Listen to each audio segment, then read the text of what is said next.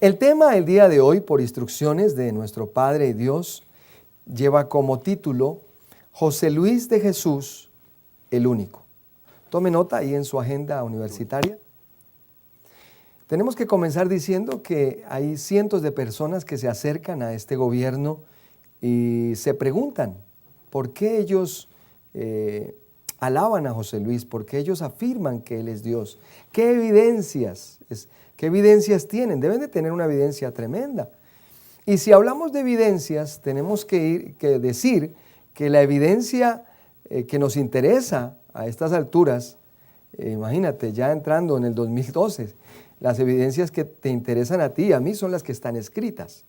Y si vamos a lo que está escrito, observemos entonces lo que Pablo escribió allá a los Corintios. Yo recibo que tú eres un amador de la verdad. Yo recibo que hoy tú dices, a mí me interesa lo que está escrito.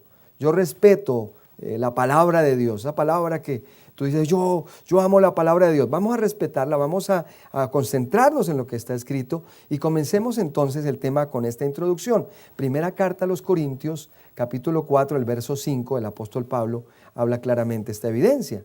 Dice, no juzguéis nada antes de tiempo, hasta que venga el Señor. Dice aquí, así que no juzguéis nada antes de tiempo, hasta que venga. ¿Hasta que qué? Hasta que venga el Señor. Y cuando venga el Señor, ¿qué va a hacer? Ahí hay una coma y dice, el cual aclarará. Cuando venga el Señor, ¿qué va a hacer? A aclarar. Y para aclarar hay que hacer una explicación, hay que tener un centro educativo, hay que tomarse un tiempo, unas conferencias, unos calqueos para aclarar los misterios. Así que allí no estaba hablando de que cuando el Señor venga iba a caminar sobre las aguas, cuando el Señor venga va a hacer esto y lo otro. No. Cuando el Señor venga iba a aclarar. Entonces, en el día de hoy vamos a mostrar, por instrucciones de nuestro Padre, por lo menos de tantas que hay, 18 evidencias que demuestran que eso se cumple únicamente en la vida de José Luis de Jesús. Por eso el tema del día de hoy se llama José Luis de Jesús, el único. La primera evidencia, José Luis de Jesús es el único que en 2000 años nos enseñó que hay dos evangelios. Toma nota, el único que en 2000 años nos enseñó que hay dos evangelios. Y allí en Gálatas 2:7, tú ves claramente en pantalla, dice que antes, por el contrario, como vieron que me había sido encomendado el evangelio de la incircuncisión, como a Pedro el de la circuncisión. Dos evangelios, no 4 ni 5. Diga conmigo, dos evangelios. La pregunta es, ¿en qué ministerio, en qué iglesia católica, apostólica, romana, evangélica, en dónde te dijeron a ti que habían dos evangelios? En el Instituto Bíblico, tal vez, allá donde tú pagaste tanto dinero, en el seminario teológico, te dijeron, hermanos, vamos a abrir la Biblia, vamos a estudiar el evangelio de la incircuncisión. No, hay evidencia de que nunca se hizo. Tenemos evidencia mundial de que nunca se enseñó que hay dos evangelios. Y lo delicado de esto es que el apóstol Pablo en Gálatas 1:9, mira, Gálatas 1:8 y 9, el apóstol Pablo mencionó que el que estuviese en otro evangelio, mira el 1:8, mas si aún nosotros o un ángel del cielo os anunciare otro evangelio diferente del que os hemos anunciado, sea que anatema. O sea, nosotros estábamos en anatema. Oh, cuánto amamos al Señor y yo amo al Señor y todo, pero estábamos en maldición. José Luis de Jesús es el único que nos pudo sacar, aclarando estos misterios. Nos dijo, hay dos evangelios. El que es para nosotros es el de la incircuncisión, el de Pablo, el de que es para los gentiles, el que viene después de la cruz, y nos sacó de anatema. Primera evidencia, ahí está de nuevo en pantalla. José Luis de Jesús, el único que nos enseñó que hay dos evangelios. Vamos a la segunda. Entonces, yo sé que tú estás tomando nota allí. Dice, José Luis de Jesús, el único que nos enseñó a dividir correctamente los 66 libros de la Biblia. El único que nos enseñó a dividir correctamente los 66 libros de la Biblia. Nadie en la historia, mira Lucas 1:11, por ejemplo, dice, puesto que ya muchos han tratado de poner en orden la historia de las cosas, que entre nosotros ha sido ciertísimas. Entonces, por ejemplo, esos 4 libros que están al comienzo ahí, de donde dice Nuevo Testamento, que de hecho, ahí no debería decir Nuevo Testamento. El Nuevo Testamento, papi nos ha enseñado que comenzó en Romanos, con la muerte del testador. Ahí es donde comenzaba el verdadero Nuevo Testamento, de Romanos a Hebreos. Pero se nos dijo, hermanos, son 4 evangelios, y allá nosotros vamos a leer, y entonces, ¿cuál evangelio? No, el de Mateo, no, el de Marcos. Pero Lucas dice ahí, dice que eso era un libro, ¿qué? Histórico. Entonces, José Luis de Jesús, el único que nos enseñó a dividir la escritura, que fue inspirada, los salmos, los profetas mayores, nos dividió, nos dijo, mire, estos 4 libros, Mateo, Marcos, Lucas, Juan y Hechos, son libros históricos, y luego el evangelio de la incircuncisión, dado a Pablo, y luego las cartas que en desobediencia aquellos hombres como Pedro, Santiago y Juan escribieron, que son la circuncisión. ¿Quién nos enseñó? ¿Quién te enseñó a dividir la Biblia? 66 libros, a aclararlos, a clasificarlos, únicamente José Luis de Jesús. Miremos la tercera evidencia.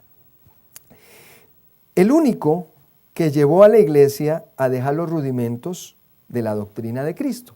Toma nota. El único que nos llevó a dejar los rudimentos de la doctrina de Cristo. Hebreos 6.1, hay una instrucción que se ha debido seguir, se ha debido obedecer hace más de 2000 años. ¿Qué dice? Por tanto, dejando ya. Diga conmigo, dejando ya.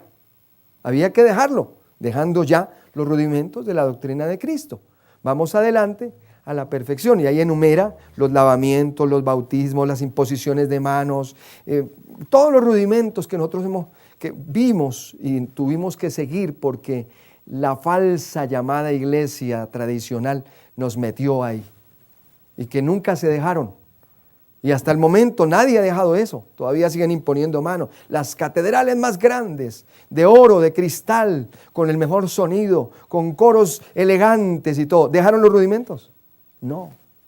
Están en desobediencia, están en anatema, están en maldición. Con todo y coritos, y pueden hablar muy bonito, y qué elegancia, 50,000 en un estadio. En anatema, en desobediencia. No dejaron los rudimentos, han tenido que dejarlos.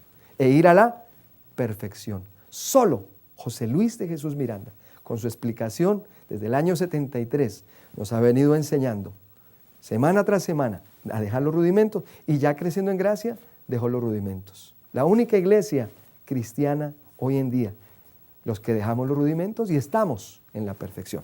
Vamos con la siguiente evidencia. Número 4. El único que enseñó a la iglesia a verse perfecta.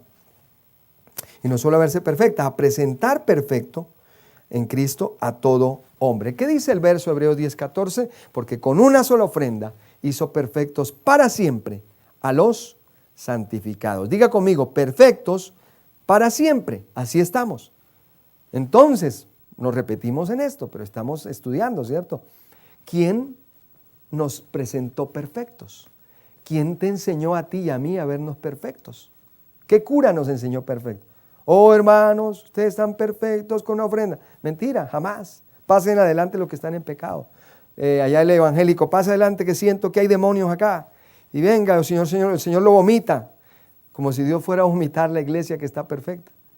Porque no se ha honrado lo que Él hizo hace 2000 años. El único ministerio, el único hombre, que ahorita vamos a aclarar quién es exactamente Él. Pero el único que enseñó a la iglesia, a verse perfecta, José Luis de Jesús Miranda, honrando lo que el Señor hizo allá en la cruz, honrando la sangre, esa sangre que la gente dice, oh, sangre de Cristo, cúbreme, oh, hermano, la sangre de Cristo. Usted no respeta esa sangre, no venga a decir sangre de Cristo nada, usted no respeta eso, nosotros respetamos esto, este gobierno respeta esa sangre, porque presentamos a todo hombre perfecto. Mira la instrucción en pantalla, Colosenses 1:28, a fin de presentar perfecto en Cristo Jesús a los que se portan bien. Sí, así dice en la pantalla. A presentar perfecto a los que se portan bien y van, cogen una Biblia grande y tienen un moño largo y gritan y aleluya. No, presentar perfecto en Cristo Jesús a todo hombre. ¿Qué es a todo hombre? Pues el borrachito, la prostituta, el que no parece, nosotros lo presentamos perfecto, bendecido con toda bendición, porque esa es la instrucción que se nos dio. lo presentamos perfecto. Ve concluyendo tú qué persona en la historia presentó a la iglesia perfecta. Y tienes que concluir con que el único se llama José Luis de Jesús Miranda. Vamos a la siguiente. El número 5. El único que llamó a la iglesia su amada. Romanos 9:25.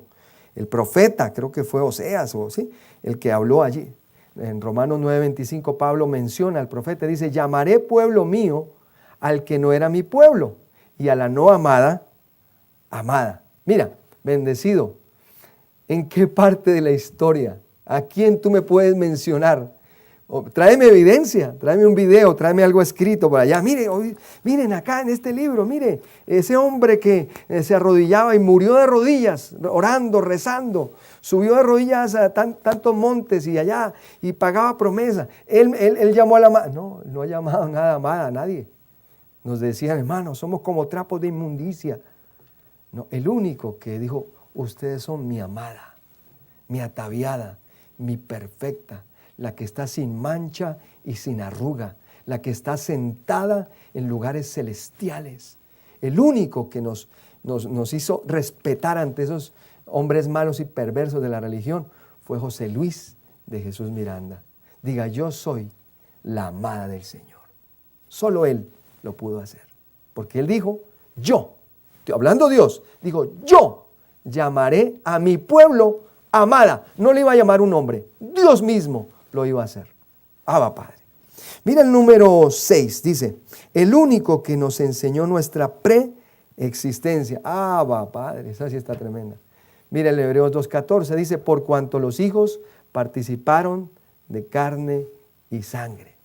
¿Qué seminario, qué corriente teológica o filosófica nos enseñó que antes de que tomáramos este cuerpo hondureño, mexicano, el que tú tengas, antes de eso éramos hijos de Dios? Que antes que el mundo fuese, le alabábamos, le oíamos, Él nos enseñó y por eso disfrutamos esta gracia. Diga, yo tengo preexistencia. Hello, preexistencia. Solo José Luis de Jesús. Punto 7. El único que nos enseñó nuestra elección y predestinación. Elección y predestinación. Dos palabras que brillan por su ausencia en el sistema religioso. Ni elección ni predestinación se mencionan allá. Romanos 9:11, ¿qué dice? Pues no habían aún nacido, ni habían hecho aún ni bien ni mal, para que el propósito conforme a la elección permaneciese, no por las obras, sino por el que llama. Fíjate, no habían nacido, no habíamos hecho ni bien ni mal, y ya Dios nos había elegido. ¿Cómo te quedó ahí? ¿A qué corriente religiosa tú puedes clasificar eso? Eso le rompe la cabeza a cualquier religioso. ¿Cómo que no había nacido? Ni se bautizó, ni hizo esto, ni hizo la primera comunión, ni esto, y ya Dios lo había escogido. ¿Cómo es posible? Porque Dios hace como Él quiere. Y no es conforme a tu teología barata y dañada, es conforme a lo que Jesucristo estableció. Y a ti y a mí nos debe interesar en la mente del Señor. ¿Cómo piensa Dios? Pues si Dios me eligió, yo soy un elegido, yo soy un predestinado. Mire el siguiente versículo que habla de elección, Romanos 8:29, dice, porque los que antes conoció, también ¿qué? Los predestinó. ¿Y cuándo los conoció? Antes de la fundación del mundo. ¿Nos qué? Predestinó. Diga, yo soy un predestinado. ¿Cuándo en la historia alguien te dijo, pasen adelante los que están predestinados? Jamás. Predestinados, muchacho, allá van a le saco un demonio, venga, o si no usted se va a las pailas del infierno. Porque eso está dañado, esa teología está contaminada. Y además, el único que venía a explicar eso era Él mismo, Dios mismo, que somos elegidos y predestinados. Punto 8, vamos avanzando. Dice, el único que aclaró que somos justificados por la fe sin las obras de la ley. El único que aclaró que somos justificados por la fe sin las obras de la ley. Romanos 3:28 dice, concluimos pues que el hombre es justificado por la fe, diga por la fe, ¿con las obras o sin las obras? Sin las obras de la ley. O si no, pregúntenle de pronto al ladrón que estaba al lado de Jesús allá en la cruz. ¿Cuántas obras alcanzó a hacer? A ver si alcanzó a coger una Biblia. No, es que aquí es por elección. Por la justicia que es por la fe, por la que Él nos imputó. Pero todo el sistema religioso tiene que ver con obras. Hermano, haga esto, hermano, no haga esto, hermano, píntese así, hermano, no vaya aquí, no haga esto, no te quites, no ponga. Cosas en cuanto a la carne, que no tienen ninguna validez en cuanto a los apetitos de la carne.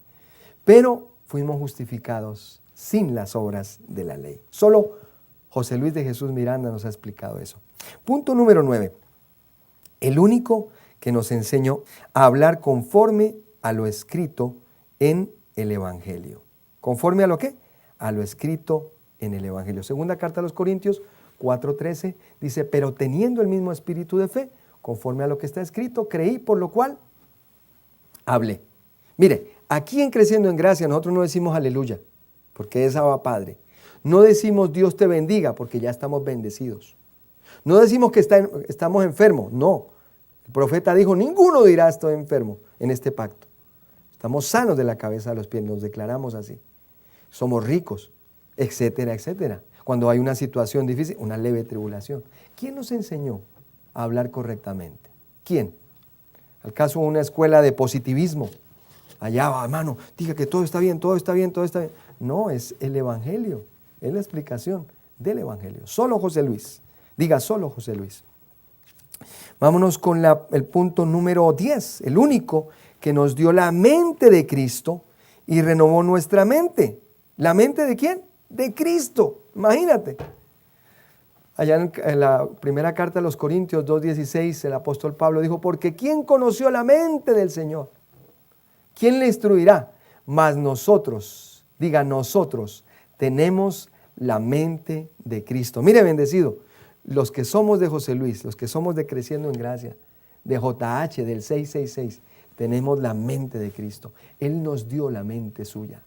Dice, ustedes son mis hijos, ustedes tienen mi mente, porque ahora vemos las cosas como Él las ve, pensamos como Él piensa, porque estamos guardando la unidad. ¿Cuándo se habló de la mente de Cristo? Jamás.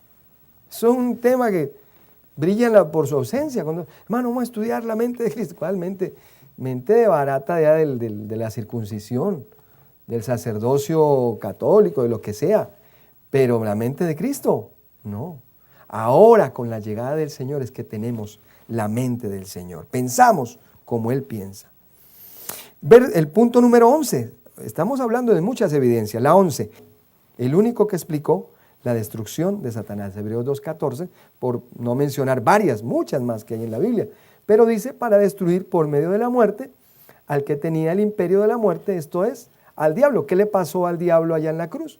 Lo destruyeron. Todas las iglesias, o llamadas iglesias, mal llamadas iglesias, presentan al diablo vivo, no honrando lo que pasó en la cruz. ¿Qué pasó en la cruz? Destruyeron al que tenía el imperio de la muerte. Dios creó al destruidor para destruir, pero le puso fin y lo destruyó en la cruz. Ya no hay demonios en el aire, ni teatro príncipe del norte, ni príncipe... No, la gente ha creído más a las películas del exorcista y de la basura esa que a veces Hollywood presenta ahí, más que a lo que está escrito. Y cuando nos ven con el 666, ¡uy! Eso es del diablo. ¿Cuál diablo? Si fue destruido, es un número de sabiduría. En este número hay sabiduría. Diga conmigo, el diablo fue destruido. Pero le tocaba a él explicarnos eso, solo José Luis de Jesús. Número 12, el único que explicó el fin de la ley de Moisés en la cruz. Hello, la ley de Moisés, ¿sí? ¿Qué dice Romanos 10:4? Porque el fin de la ley es Cristo, para justicia a todo aquel que cree. ¿Cuándo terminó la ley? Allá en la cruz. Él le abolió eso, la quitó, le puso fin a la ley y nos abrió un camino nuevo y vivo. Y la ley era lo que le daba vida al pecado. Hello. Por eso ahora vamos a ver el siguiente punto. Pero ¿quién nos explicó lo de la ley? ¿No? Si la gente lo que está es guardando eso, hermano, guarden los 10 mandamientos. Pues mire, si van a guardar los 10, que guarden los 613 más bien. Pero eso es un periódico de ayer, ahí terminó. ¿No es que eso era un pacto de muerte? ¿Un pacto defectuoso? Y para eso vino él en la cruz. ¿Te acuerdas cuando la última cena ya dijo, esta es la sangre del nuevo pacto? ¿Por qué? Porque el viejo ya desapareció. La ley terminó en la cruz, nos explicó solo José Luis de Jesús Miranda. Punto número, ¿en cuál vamos? En el 12, ¿cierto? Vámonos en el 13. El único que aclaró que ya no existe el pecado. ¡Wow! Esa sí es contundente. Esa sí que le rompe la cabeza al sistema. Primera carta a los Corintios 15, 17, hay una evidencia que dice, y si Cristo no resucitó, vuestra fe es vana y aún estáis en vuestros pecados. Aquel individuo que diga que todavía hay pecado, para él Jesucristo no resucitó. Y todavía, y su fe es vana. Pero qué bueno que él resucitó y el Cordero de Dios quitó el pecado.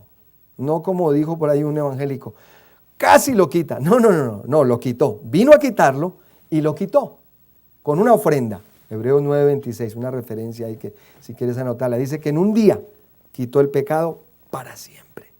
Pero ¿quién? Hello, entremos a cuenta, un segundito acá, entremos a cuenta. ¿Quién es el único que enseñó a la iglesia a verse perfecta y sin pecado? ¿Quién? Muéstreme a alguien en la historia.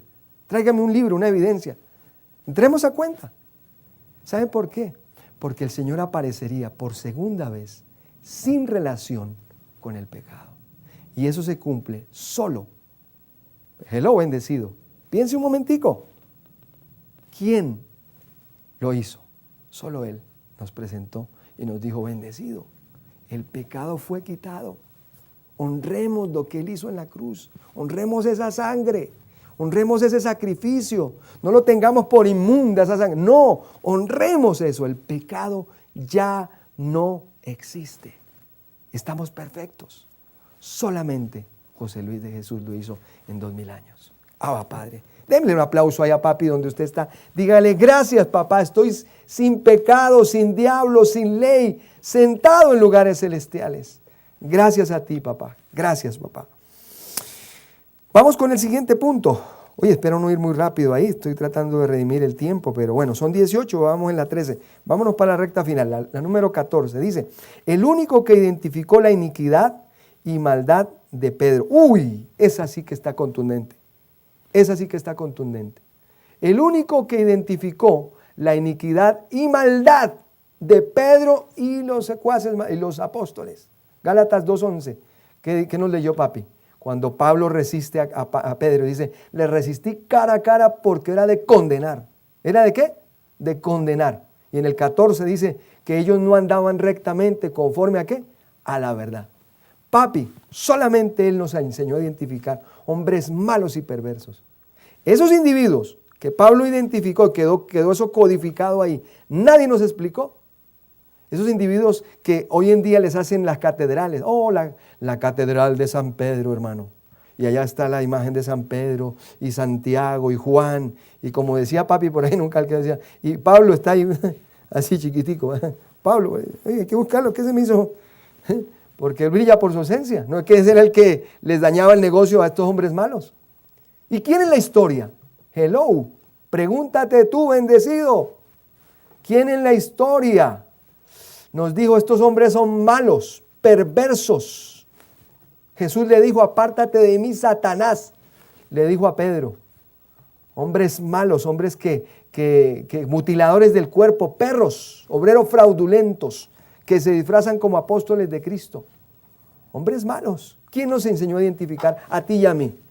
Tal vez tú ya no estás creciendo en gracia. Y, no, yo estuve allá. ¿Y quién te enseñó a ti a identificar eso? O es que tú eras muy inteligente. Uy, yo, ¿cómo leía la Biblia? Mentira. Ignorantes éramos. Hasta que escuchamos a papi, hasta que escuchamos a José Luis. Diga, él es el único que los identificó. Número 15. Esta está tremenda. El único que destapó el complot de los apóstoles para matar a Pablo. ¿Usted sabía que hubo un complot? Ahí está en Hechos 23, en esos capítulos ahí.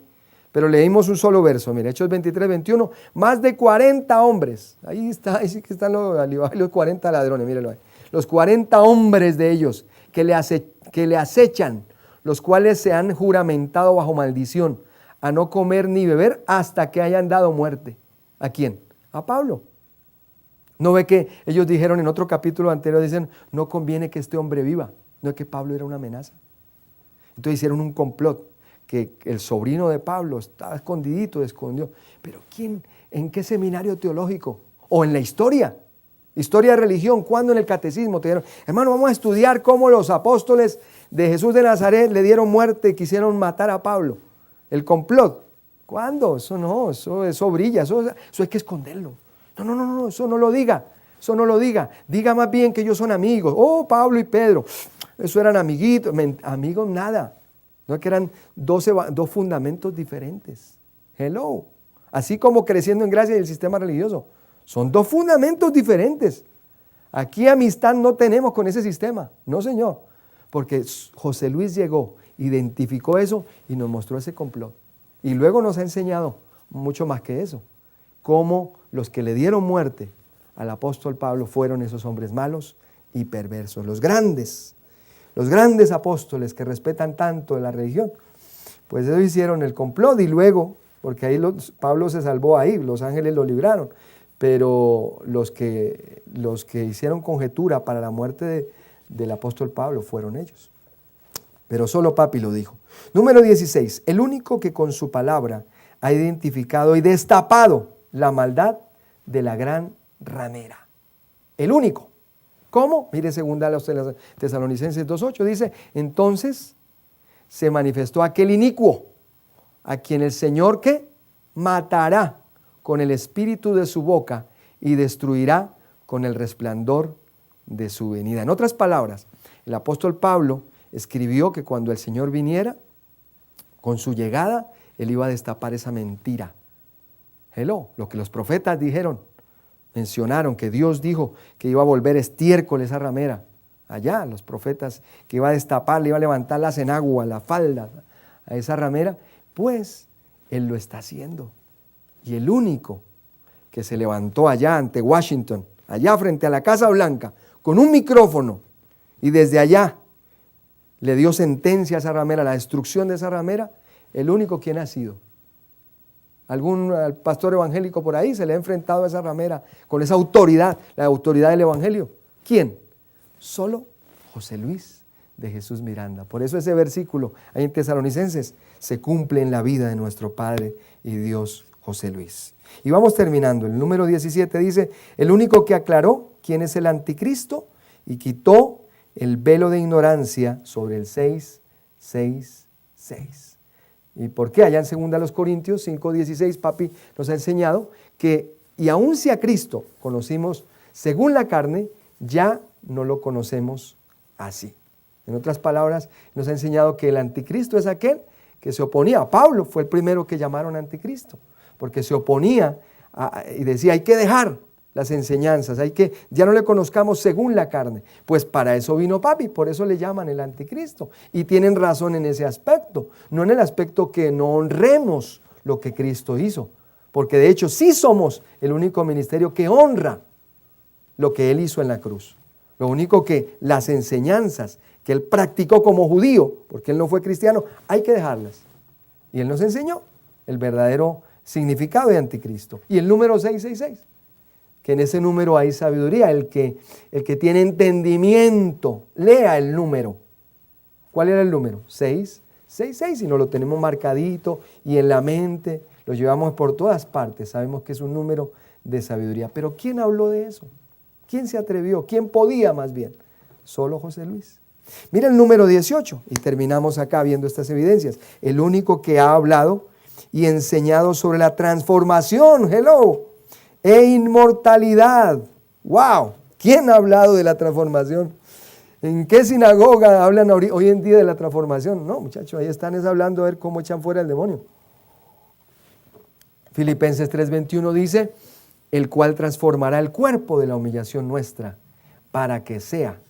Oye, ¿transformará qué? El cuerpo. ¿El cuerpo va a ser qué? Transformado. Para que sea semejante al cuerpo de la gloria suya, porque primero lo van a transformar a Él. Primero Él va a ser transformado. Así que, amada, hoy tenemos que llegar a conclusiones. Alguien puede decir, bueno, o sea que Él ha sido el único. Sí. ¿Y por qué el único? A ver, déjame pensar. ¿Por qué el único? ¿Será porque Él es muy inteligente? Él es un hombre muy versado, muy inteligente. Entonces llegó a explicar y a descifrar eso. No. ¿Sabe cuál es la razón? Mírala en pantalla. El apóstol Pablo lo subieron al paraíso. Y allá estando en el paraíso, cuando bajó y le revelaron eso, dijo que fue arrebatado al paraíso, dice Pablo, donde oyó palabras inefables que no le es dado al hombre, déjalo en pantalla, que no le es dado al hombre expresar. Ningún hombre tenía la facultad, mírame un segundito, ningún hombre tenía la facultad, dice Pablo, de expresar esas palabras que él escuchó en el paraíso. Pablo, Dios se le reveló muchas veces y escribió de Romanos a Hebreos esas 14 epístolas, pero ahí se quedaron. Nadie entendió, ni el más erudito, ni el más inteligente, ni el que estudió 10, 15 años, PhD, DHD, todos los D por ahí. Nadie entendió eso, nadie. Y le sacaron la plata y esa platica se perdió ahí. Y perdieron todas esas plata, porque nadie, ¿sabes por qué? Porque no le era dado al hombre expresar. Entonces te hago una pregunta.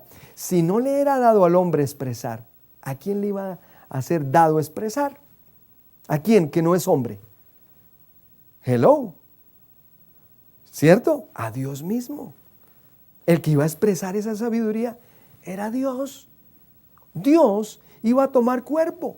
El que murió, resucitó, volvería a vivir. Hello. Y entonces en un cuerpo, nacido en Ponce, Puerto Rico, llegó y en el 73 su mente se manifestó y él comenzaría por esa boquita a expresar. Estamos muertos al pecado. Mira, estamos perfectos para siempre. Hay 2 evangelios. Comenzó la mente del Señor porque no era para el hombre. Por eso Pablo habló del regidor que vendría.